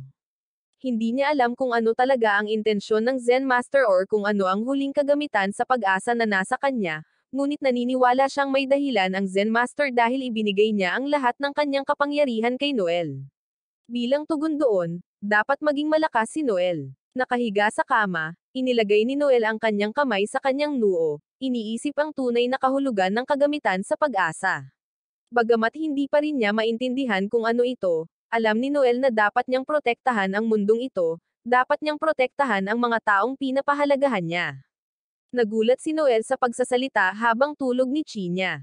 Tumakbo siya para tingnan at nadatnan niya itong umiiyak, tila inaalala ang mga nakakatakot na eksena mula sa nakaraan. Kinabukasan, pagkagising ni Chinya, pumasok na sa paaralan si Noel. Maingat siyang nag-iwan ng almusal para sa kanya. Parang inaalagaan ni Noel si Chinya, kahit na pumunta ito para protektahan siya. Tumakbo si Noel papunta sa paaralan, nag-aalala na baka malate. Pagdating niya, matagal na siyang hinihintay ni Casey. Pagkakita niya kay Noel, tumakbo siya para yakapin ito. Kahapon, nang magising siya at hindi na makita si Noel kahit saan, labis na natakot si Casey, natatakot na hindi na niya makikita si Noel. Habang nag-uusap sila, isang boses ang tumawag kay Noel mula sa hagdanan, at ito ay ang Nightwolf. Tulad ng hinulaan ni Chinya, pumunta siya sa paaralan para hintayin si Noel. Galit na isinumpa siya ni Noel dahil sa ginawa niya sa mundong ito at sa Zen Master. Tumawa ang Nightwolf at tiniyak kay Noel na huwag mag-alala tungkol sa Zen Master dahil ibinigay na niya ito sa ibang bisita. Para kay Noel, kailangan niyang sumama kay Nightwolf. Nagpaputok ang Nightwolf ng electric beam para maiwasan ang panganib kay Casey. Tumalon si Noel para harangan ang ataking ito, pagkatapos ay agad na nawalan ng malay. Maaari mong hawakan ang iba, ngunit hindi mo na maaaring hawakan muli ang kanyang crush. Lumakas ang kapangyarihan ni Casey at sinira niya ang lahat ng bagay sa paligid, na napilitang huminto ang Nightwolf. Ang kapangyarihang ito ni Casey ay humanga kay Nightwolf, kaya nagpasya siyang huminto rito ngayon at agad na nawala. Pagkatapos nito, dinala ni Casey si Noel pabalik sa silid-aralan. Nang bumukas ang pinto, pumalakpak ang lahat. Nagmadaling pumasok ang mga kaklase para purihin si Noel dahil sa mahusay na pagtatago ng kanyang mga kasanayan. Akala nila ay isang ordinaryong binata lamang si Noel. Ngunit sino ang mag-aakala na miyembro siya ng Blade Team dahil kakaligtas lang ni Noel sa buong klase kahapon. Ilang babae sa klase ang nahumaling sa kanya at pinaalalahanan pa nila si Noel na basahin ang kanilang mga sulat. Pumunta si Noel sa kanyang mesa at nagsimulang maghanap ngunit wala siyang makita. Kaya lumingon siya para tanungin si Hockey kung mayroon ba siyang alam. Ngunit malamig at hindi kanais-nais na sumagot si Hockey. Dahil dito, naisip ni Noel na galit pa rin si Hockey tungkol sa kahapon. Kaya pagkatapos ng klase, kinailangan siyang habulin ni Noel para magpaliwanag. Para kay Hockey, si Noel ay parang isang superhero na ngayon samantalang isa lamang siyang otako na nahumaling sa laro. Nasa dalawang magkaibang mundo sila, kaya inakala ni Hockey na hindi na sila maaaring magpatuloy na maging magkaibigan. Alam ni Noel ang ipinahihiwatig ni Hockey at ganoon ang mapait na katotohanan. Pero kung itinuturing pa rin siyang kaibigan ni Hockey, nangako si Noel na sasabihin sa kanya ang lahat. Agad na nagliwanag ang mga mata ni Hockey at ito ang hinihintay niya mula kay Noel. Dahil nangako na siya, kinailangan ni Noel na sumunod, pero hindi dito. Agad na hinayla ni Noel si Hockey papunta sa opisina ni Vince, pero hindi pa ito bumabalik. Tila hindi pa tapos ang press conference sa totoong mundo. Pagkatapos, may asong sumunggab kay Noel, dinilaan ang buong mukha nito at aso iyon ni Rincha. Para makabawi sa walang galang na pag-uugaling ito, inimbitahan ni Rincha sina Noel at Hockey sa bagong bukas na kafe nito. Dahil inimbitahan ng isang babae, agad na pumayag si Hockey, at napabuntong hininga na lang si Noel. Hindi pa bumabalik si Vince, kaya ayos lang na magsayang ng oras doon. Habang nakaupo sa kafe, sinabi ni Noel kay Hockey ang lahat ng alam niya. Isa lamang itong virtual na mundo na nakaprograma. Hindi alam ni Hockey kung nagsasabi ng totoo si Noel, ngunit kahit na totoo, mahirap itong tanggapin. Kaya kinuha ni Hockey ang kanyang gaming device at nagsimulang magmuni-muni. Kaya, isa ka lang karakter sa isang laro. Pero ayos lang din iyon, dahil kahit ano paman, isa ka pa ring gamer na umiiral sa mundong ito. Nagulat si Noel sa mabilis na pagtanggap ni Hockey. Dati, labis siyang nababagabag sa isyong ito. Kung alam lang niya na ganito ka-optimistiko si Hockey, matagal na sana niya itong sinabihan. Sa puntong ito, dinalhan sila ni Rincha ng kape. Habang umiinom, napansin ni Hockey na nakatayo si Rincha sa isang sulok at pinapanood si Noel. Tila interesado ito sa kanyang kaibigan. Nang marinig ito, agad na namula si Noel at naalala rin ang babala sa kanya ni Vince. Nakita siya ng mga tao mula sa totoong mundo bilang isang sakuna, kaya kailangan niyang maging maingat. Sa katunayan, lumingon si Noel kay Rincha. Hindi siya naiiba sa iba, ngunit hindi siya pinapayagang magtiwala sa kahit sino dito. Maaaring may isang tao mula sa totoong mundo na nagmamonitor sa kanya. Komandat pa si Rincha kay Noel, na nagpasiguro kay Hockey na interesado ito sa kanya. Hindi iyon inakala ni Noel, na ikinainis ni Hockey. Kinalabog niya ang mesa at idineklara ang sarili bilang isang eksperto sa pag-ibig, agad niya itong nakilala. Sa totoong mundo, labis na nag-aalala si Mutes kay Noel, hindi alam kung ayos lang ba ito. Sinabi nilang babalik sila para sa isang press conference, ngunit kahit ngayon, katatapos lang ng mga paghahanda ni Mutes. Hindi pa opisyal na nagsisimula ang press conference. Tahimik na nakaupo sina Noel at Hockey at umiinom ng kape nang biglang lumapit sa kanila ang may-ari ng kafe at tinanong kung nagustuhan ba nila ang kape niya. Si Noel, na walang alam tungkol sa kape, ay hindi nang ahas na magbigay ng masyadong pagsusuri at tanging purihin lamang ito bilang napakasarap. Ang papuri na ito ay labis na ikinatuwa ng may-ari ng kafe. Dahil nakita niya sina Noel at Hockey bilang mabubuti at maliksi na mga lalaki, inalok niya sila ng trabaho. Kung may pahinga sila sa paaralan, maaari silang magtrabaho sa kafe, at bilang kapalit, bibigyan niya sila ng libreng kape. Nagliwanag ang mga mata ni Hockey, at mabilis siyang lumingon para hingin ang opinyon ni Noel. Nag-aalangan pa rin si Noel, hindi alam kung paano sasagot. Sakto lang, sumulpat si Casey sa pintuan ng tindahan at tumakbo papasok para salubungin si Noel. Dahil sa sobrang cute ni Casey, hindi napigilan ni Rincha na tumakbo palapit para yakapin ito. Medyo nag-alala si Casey dahil niyakap siya ng isang estranghero. Kinailangan ihiwalay ng may-ari ng kafe si Rincha sa kanya, na ikinainis ni Rincha. Nagprotesta siya na naaakit lang siya sa mga cute na bagay. Bigla, nagsimulang tumahol ng malakas ang alagang aso ni Rincha. Pagkatapos noon, tumunog ang alarma ng halimaw ng lungsod. Sa paanuman, ang mga coordinate ng pagpapakita nito ay eksaktong nasa lokasyon ng kafe. Natakot ang mga tao at nagtakbuhan palayo sa takot. Inactivate ng may-ari ng kafe ang kanyang device para tingnan ang sitwasyon. Nagulat si Noel nang matuklasan na ang may-ari ay isang manlalaro mula sa totoong mundo. Hindi tulad ng ibang pagkakataon, sa pagkakataong ito ay nagpakita ang halimaw mula sa ilalim ng lupa. Inaasahan nila ang isang nakakatakot na bagay, ngunit isa lamang pala itong mole, na ikinadismaya ng may-ari ng kafe at ni Rincha. Kakabukas pa lang ng kafe at nararanasan na nila ang malas. Marahil ay kailangan nilang gamitin ang malas sa pamamagitan ng halimaw na ito. Nagsalita ang dalawa nang may kumpiyansa kaya agad na napagtanto ni Noel na sila ay mga veterano ng manlalaro. Pinaandar niya ang kanyang aparato para sa isang mabilis na pagsusuri at sa katunayan, ang mga antas ng dalawang ito ay higit na mataas sa kanya. Pagkatapos ay sabay na isinuot ng may-ari ng kafe at ni Rincha ang kanilang mga kasuutan panglaban. Maging ang alagang aso ni Rincha ay may baluti at nagsimula ang kanilang pag-atake. Kumuha ang may-ari ng kafe ng isang pampasabog at sinigawan ang lahat na takpan ang kanilang mga tainga. Naghagis siya ng isang sonic bomb, at habang naparalisa ang halimaw sa tunog, sumugod si Rincha gamit ang kanyang baril at direktang pinaputukan ang mga binti ng halimaw.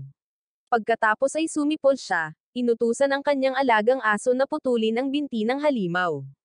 Naglaban sila ng labis kaya nag-alala si Casey. Pinayuhan niya si Noel na umalis sa lugar na ito, ngunit syempre, tumanggi si Noel.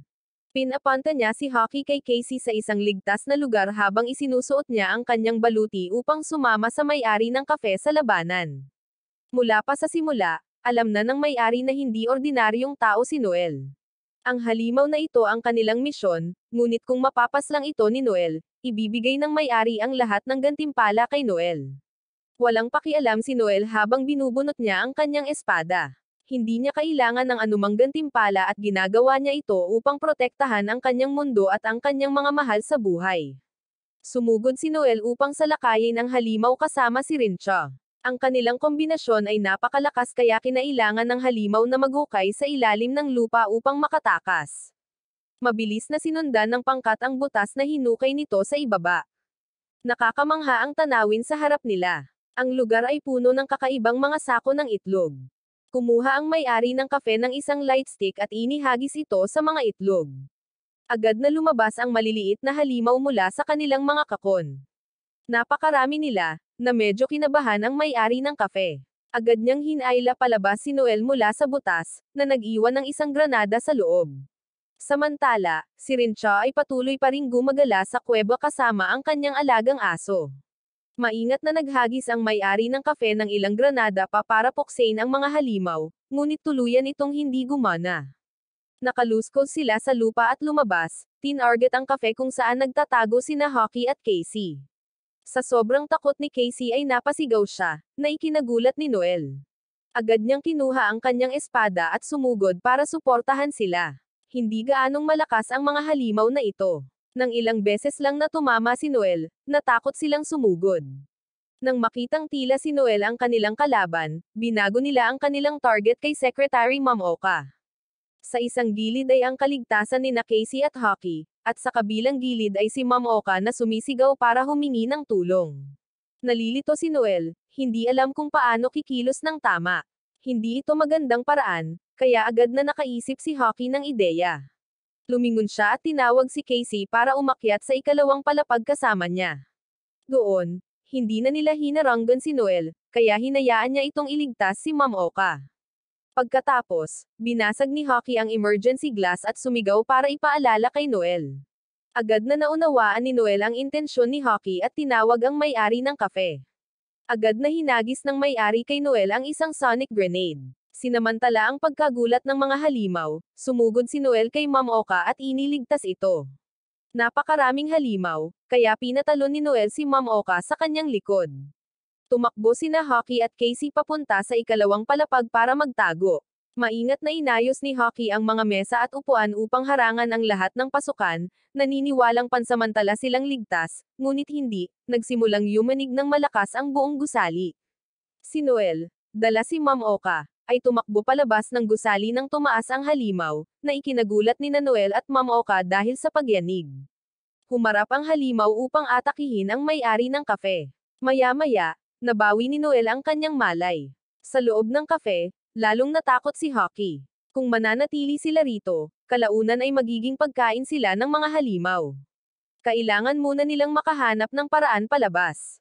Paglingon-lingon, nakita lamang ni Hockey ang bintana bilang isang mabisang opsyon, ngunit ang pagtalon mula sa ikalawang palapag ng ganito ay malamang na mabali ang kanilang mga binti.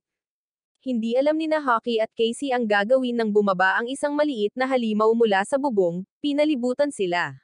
Sa sobrang takot ni na Casey at Hockey ay umatras sila. Nang sila ay nasa pinakamapanganib na panganib, bumalik si Rincha sa tamang oras. Gamit ang kanyang baril, pinaputukan niya ang lahat ng nakakasuklam na halimaw. Sa labas ng kafe, nakaupo si Noel sa tabi ng halimaw. Dahil ang isang ito ay halos kapareho ng isang bulag na mole, hanggat hindi sila gumagawa ng anumang ingay, hindi sila nito mapapansin. Ngunit sa sandaling iyon, nagising si Ma'am Oka. Nang makita ang isang napakalaking halimaw, sa sobrang takot ay sumigaw siya, na nagbabala sa halimaw tungkol sa kanilang presensya. Kailangan ni Noel na lumaban at protektahan si Ma'am Oka, hindi sigurado kung kaya niya itong harapin.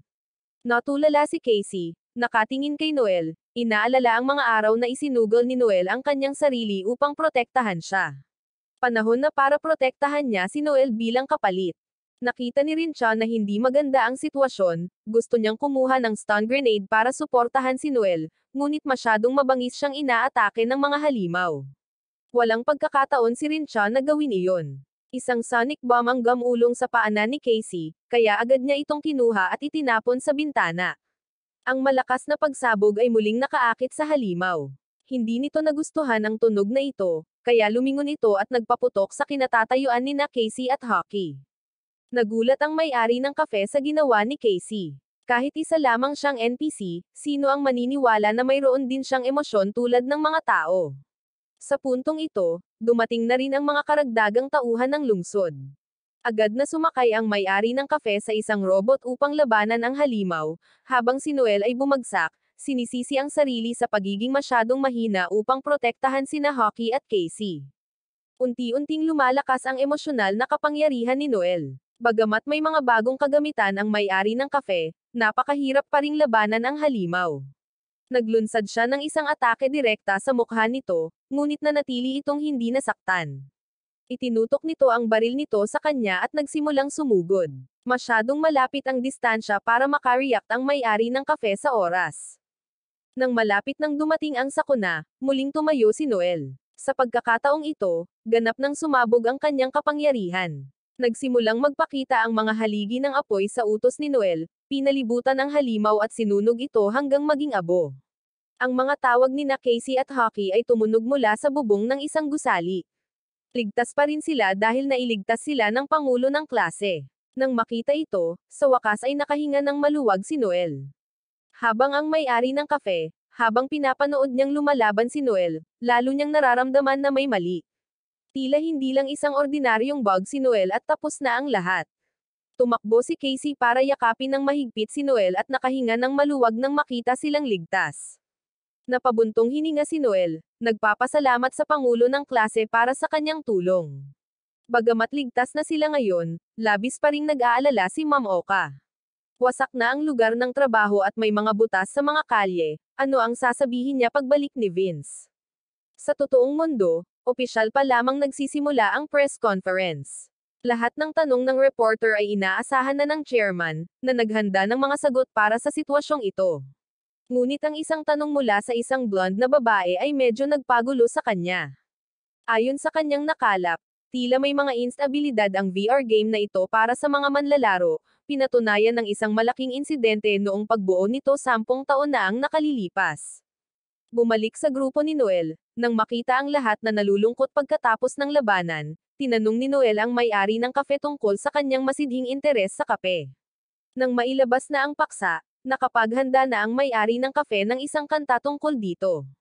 Para sa kanya, ang kape ay parang isang along ipinagkaloob ng Diyos. Ang mayamang lasa at matalas na tamis nito ay nagpapaalala sa kanya ng walang katapusan. Ang pagbubukas ng kafe ay matagal na niyang pangarap. Sa totoong mundo, nanatili itong pangarap lamang, ngunit sa mundo ng laro, iba ito. Malaya niyang nasiyahan at naaalala ang lasa ng kape na parang totoo. Pinuri lamang ni Noel ang lahat dahil wala siyang alam tungkol sa kape. Sa puntong ito, huminto ang may-ari ng kafe at lumapit kay Noel. Iniabot niya ang kanyang kamay, inaanyayahan ito, na sinasabing walang mga patakaran na nagbabawal sa mga manlalaro at NPC na maging magkaibigan. Muli, seryoso niyang inanyayahan si Noel na magtrabaho ng part-time sa kanyang kafe. Ngumiti si Noel at tinanggihan ang alok. Maaari silang maging matalik na magkaibigan, ngunit hindi posible ang pagtatrabaho ng part-time para sa kanya dahil kailangan ni Noel na maglaan ng oras para sa kanyang mga kaibigan. Sa araw na ito, humingi ng paumanhin si Noel sa may-ari ng kafe at kay Rincha. Alam ni Noel na pareho silang mabubuting tao, ngunit sila ay mula sa totoong mundo habang siya ay isang NPC lamang. Kaya, sumunod pa rin si Noel sa mga prinsipyo at babala mula kay Mutas na huwag magtiwala sa kahit sino. Mas lalong naging kawili-wili para sa may-ari ng kafe si Noel. Matapos makaalis ang grupo ni Noel, tinawag niya ang kanyang kapatid. Lumabas na matagal nang nagmamasid si Hako mula sa rooftop. Nang makita niya si Hako, agad siyang niyakap ni Rincha. Sa pagkakataong ito, nilapitan ng may-ari ng kafe at ni Rincha si Noel dahil sa kuryosidad. Batay sa mga kwento ni Hako, at sa katunayan, si Noel ay eksaktong katulad ng inilarawan ni Hako. Kaya para sa susunod na aksyon, naisip ng may-ari ng kafe na dapat muna nilang obserbahan si Noel, bahagyang dahil gusto niya si Noel, at bahagyang dahil inutusan sila ng kanilang pinuno ng koponan na huwag makialam. Agad na sumang-ayon si Hako. Kung kikilos sila ng masyadong padalos-dalos, agad na buburahin ng sistema ang ingay. Sa puntong ito, ipinaalala ni Rincha sa may-ari ng kafe na isang araw pa lang bukas ang kanilang kafe at natupok na ito ng apoy. Sa totoong mundo, labis na nagalit ang chairman sa tanong ng reporter. Para sa kanya, ito ang kanyang hilig sa buhay, isang proyektong 10 taon nang nagaganap. Kaya, kahit na may mga teknikal na pagkakamali, ang mga test player ay nagbibigay pa rin ng positibong feedback. Ang karagdagang pagtatalo ay magiging feudal. Kaya inilipat ng reporter ang kanyang atensyon kay Mutas. Kung pinag-uusapan ang pagsusulit 10 taon na ang nakalilipas, ayon sa impormasyong kanyang nakalap, si Miss Mutas ay lumahok din sa pagsusulit na iyon. Agad na nabaling ang atensyon ng lahat ng reporter kay Mutas. Ito ang ikinagalit ni Kiko at gusto niyang sumugod para pigilan siya, ngunit hinaranggan siya ni Vince. Sa puntong ito, ang padalos-dalos na pagkilos ay sisira sa lahat. Mabuti na lang at sa sandaling iyon, may gustong ipahayag ang chairman. Tungkol sa kanyang apo, si Mutas, ipinahayag niya na ito ang magiging kahalili niya. Mula sa murang edad, si Mutas ay may sakit. Ngunit salamat sa larong ito, nagawa niyang mabawi ang kanyang kalayaan. At dahil nga rito sinubukan ng chairman na paunlarin pa ang larong ito. Kahit sino ka pa sa totoong mundo, basta't nilalaro mo ang larong ito, malaya mong magagawa ang gusto mo. At iginiit niya na walang anumang pinsala or kasawian sa laro. Lahat ng sinabi ng babaeng reporter ay mga walang kabuluhang tsismis lamang. Pinagbantaan niya ang lahat ng nasa bulwagan, kung mayroon mang ibang taong may tutol na opinyon, ituturing niya silang kanyang kalaban. Ang mahusay na talumpati ng chairman ay nakatanggap ng hindi mabilang na palakpakan mula sa mga reporter. Sa puntong ito, wala nang ahas na magtanong pa sa kanya. Pagkatapos, binisita ng presidente ng klase si Noel sa bahay upang bendahan ang kanyang mga sugat. Pagkatapos ay dinala ni Noel ang isang bote ng gamot sa kanya, na ipinapahayag ang kanyang pagnanais na sanayin siya ni Chinya. Ang pangyayaring ito ay lubos na salamat kay Chinya. Alam ni Noel na hindi niya kailanman mapoprotektahan sina Casey at Hockey kung mananatili siyang mahina ng ganito. Bumantong hininga si Chinya at tinanggap ang kahilingan ni Noel. Marami ang lakas ng loob ni Noel ngunit medyo kulang lang sa kasanayan, kaya tuturuan siya ni Chinya kung paano umatake at magdepensa sa pinakamakatwirang paraan. Nagsimula ang pagsasanay ni Noel pagkatapos noon. Sa totoong mundo, sina Kiko at Vince ay pinagalitan ng chairman dahil hinayaan nilang mag-login si Miss Mutas sa laro ng mag-isa. Napakahina ng kanyang katawan, kaya ayaw ng chairman na makapinsala sa kanyang susunod na kahalili. Sinusubukan pa ring magpaliwanag ni Kiko, na lalong nagpagalit sa chairman.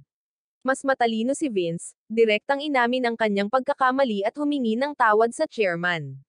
Gayunpaman, ang katotohanan na siya ang nagdala kay Miss Mutas sa laro ay totoo pa rin, kaya nagpa siya ang chairman na tanggalin sila. Sa puntong ito, nagsalita si Mutas upang humingi ng awa para sa kanilang dalawa. Mula pagkabata, masyadong mahina ang kanyang katawan. Hindi siya makalabas, hindi siya makakaibigan, or makahawak ng mga alagang hayop. Pakiramdam ni Mutas ay masyadong nahiwalay at nalulungkot. Kaya hiniling niya sa kanila na papasukin siya sa mundo ng laro. Kusang umagos ang mga luha ni Mutas, na nagpaantig sa puso ng chairman. Dali-dali siyang nagmadali upang aliwin ang kanyang apo. Mabuti na lang at hindi pa rin nasaktan si Mutas, ngunit kailangan pa rin niyang ipaalala sa kanya na kung may anumang hindi maganda para sa kanyang katawan, kailangan niyang tumigil agad. Napakatindi ng pagsasanay ni Noel. Sinuntok ni Chinya si Noel hanggang sa magkulay itim at asol ang mga mata nito, ngunit hindi pa rin siya tumigil. Nahihiyang nagdesisyon si Chinya na magluto ng pareho silang kumulo sa gutom. Sa pagkakataong ito, para gantihan si Noel sa pagpapatira sa kanya. Sa sandaling iyon, tumunog ang doorbell. Si Casey pala ang nagdadala ng pagkain para kay Noel. Nang makita ang isang ekstrang pares ng sapatos sa bahay ni Noel, natigilan si Casey. Tumitindi ang kanyang galit nang makita niyang magkasama sina Noel at Chinya. Pagkatapos, sinubukan ni Noel na ipaliwanag kay Casey na naroon lamang si Chinya para protektahan at sanayin siya. Siyempre, hindi ito pinaniwalaan ni Casey. Hindi ligtas ang isang lalaki at isang babae na magkasama sa iisang lugar. Kaya nagpa siya si Casey na gawin ang misyon na protektahan si Noel para paalisin si Chinya. Nang marinig ito, agad na sumagot si Chinya, at nagtanong kung bakit niya dapat pakinggan ang mga utos ni Casey. Nang magtalo ang dalawang babae, hindi makakialam ang isang lalaki na tulad ni Noel, kaya naligo siya para maging ligtas. Sa kusina, magkasamang inihanda ni na Casey at Chinya ang pagkain. Umakto si Casey na parang siya ang may kalamangan, dahil pamilyar siya sa lahat ng bagay sa bahay ni Noel. Ayaw magpatalo ni Chinya at ipinakita ang kanyang mahusay na pamamaraan sa kutsilyo, hiniwa ang carrot para maging estatwa, na ikinagulat ni Casey. Umalangaw ang kompetisyon ni Casey at determinado siyang hindi matalo kay Chinya sa labanang ito. Dahil masyadong nakatutok ang kanyang pansin kay Chinya, nagsimulang masunog ang kawali na piniprito ni Casey at lumabas ang usok. Nataranta siya at napasigaw. Si Noel, na binalot ang sarili ng tuwalya, ay nagmadaling lumabas para tingnan ito. Hindi nararapat na magpakita ng ganoon sa harap ng mga babae. Galit na sinugod ni Chinya si Noel para suntukin sa mukha. Dahil sa suntok na iyon, natanggal ang natitirang tuwalya sa katawan ni Noel, na naglantad sa kanyang bahagi ng katawan. Sa sandaling iyon, dumating sina Kiko at Mutas sa bahay ni Noel. Napahiya si Mutas habang binubunot ni Kiko ang kanyang baril at walang tigil na pinaputukan si Noel dahil sa pangahas na pagdudumi sa isip ng kanyang binibini. Maya-maya, nalinawan ang hindi pagkakaunawaan. Habang nakaupo sa sala, ipinaliwanag ni Kiko ang kasalukuyang sitwasyon kay Noel. Bukas ay isang araw ng pahinga, kaya marami silang oras ni Mutas para maglaro. Kaya napagpasyahan nilang pumunta rito para imbitahan si Noel na sumama sa kanila. Sinusundan ni Casey si Noel kahit saan siya pumunta, at si Chinya na naiinggit ay agad na sumama rin. Pumayag si Mutas sa lahat dahil mas masaya. Kung tungkol sa destinasyon, si Kiko ang magpapasya. Naisip na niya ito at pupunta sila sa dagat, isang malamig at asul na dalampasigan, perpekto para sa isang maikling bakasyon. Sa totoong buhay, Pinapasok ni Vince ang isang nurse para tingnan ang dalaga. Nang makitang normal pa rin ang lahat ng kalagayan ng dalaga, nakaramdam siya ng kapanatagan at iniwan ito sa nurse. Pag-alis ni Vince, nagbago ang isip ng nurse ng 180 degrees. Nagbigay siya ng kakaibang ngiti at nagsimulang magpakita ng kawalang galang kay Miss Mutas.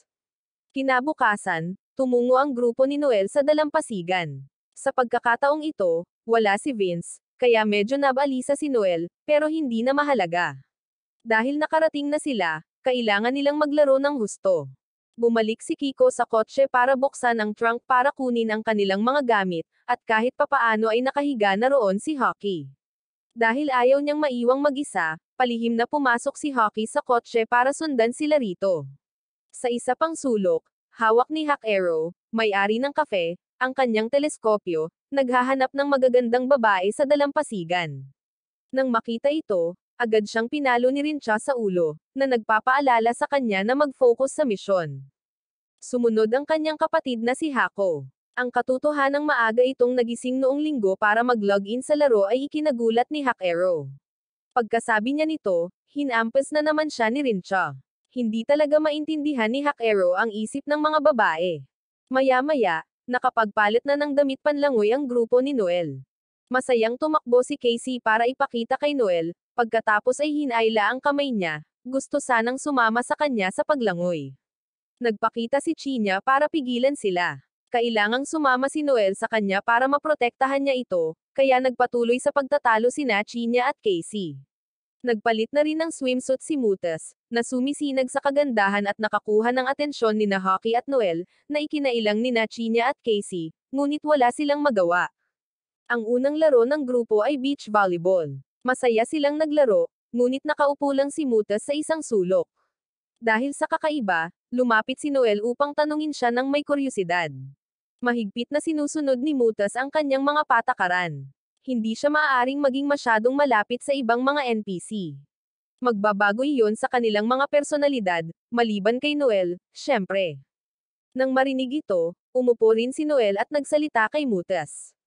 Simula nang makilala siya, malaki ang ipinagbago ng mundo nito. Sa kanyang pananaw, kahit sino pa si Mutas or saan man siya nanggaling, maaari pa rin siyang makihalubilo sa lahat. Ito ay isang bagong mundo para kay Mutas. Kaya, pinayuhan pa rin siya ni Noel na makipagkaibigan. Sa ganoong paraan, mas marami siyang pagpipilian sa hinaharap. Sa puntong ito, gamulong ang bola sa kanyang mga paa. Kaya sinunod ni Mutas ang payo ni Noel, kinuha ang bola, at tumakbo upang hilingin sa lahat na hayaan din siyang maglaro. Siyempre, sumang-ayon ang lahat. Dahil unang beses niya itong maglaro, hindi sanay si Mutas. Ngunit pagkatapos ng ilang volley, mabilis niyang naintindihan. Habang naglalaro, napansin ni Kiko na ito ang unang pagkakataon na nakita niyang ngumiti ng napakaganda ang dalaga. Pagkatapos ng volleyball, naglangoy ang grupo, pagkatapos ay gumawa ng mga kastilyong buhangin. Lahat ng aktibidad ay napakasaya. Pagkatapos, naupo sina Noel at Mutas sa isang sulok para mag-usap. Bigla, nakita ni Noel ang isang kakaibang babaeng may puting buhok at itinuro ito kay Mutas. Ngunit sa isang kisap mata, nawala na ito.